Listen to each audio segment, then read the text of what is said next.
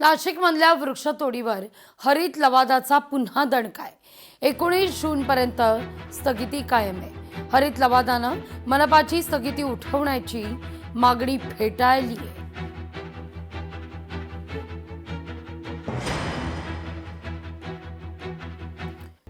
कापूरहोळ गावच्या हद्दीतील अतिक्रमण हटवलंय।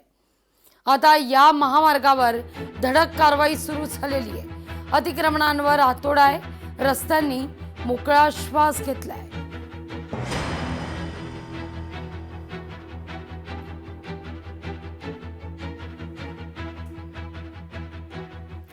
नागपूरमध्ये 1 मे पासून LPG सिलेंडरच्या नियमात बदल होणार आहे। बुकिंग कालावधी, डिलिव्हरीची पद्धत या दरात बदल होणार आहे। डिलिव्हरी घेताना मोबाईल नंबरवर DAC कोड पाठवला जाणार आहे। कोडशिवाय डिलिव्हरी यशस्वी मानली जाणार नाही। दुसरं बुकिंग करण्याकरता किमान 25 दिवसाचं अंतर हे ठेवावं लागेल।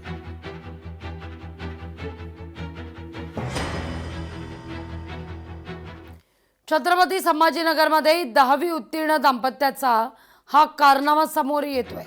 अवैध गर्भपाताचा रॅकेट चालवायचा धक्कादायक बाब स्पष्ट आहे। पैशांच्या हव्यासा पोटी गेल्या 5 वर्षापासून हा काळा धंदा सुरू होता।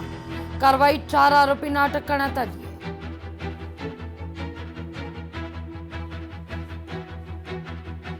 मुंबईतील अरुंद रस्त्यांवर उंच इमारतींना परवानगी मिळणार आहे। इमारतींच्या उंचीवरील निर्बंध शिथिल करण्याचा मनपाचा निर्णय।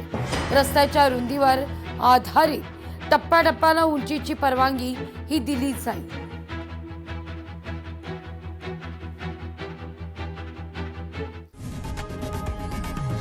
लोकशाही मराठी ऐका, पहा, जागरूक रहा।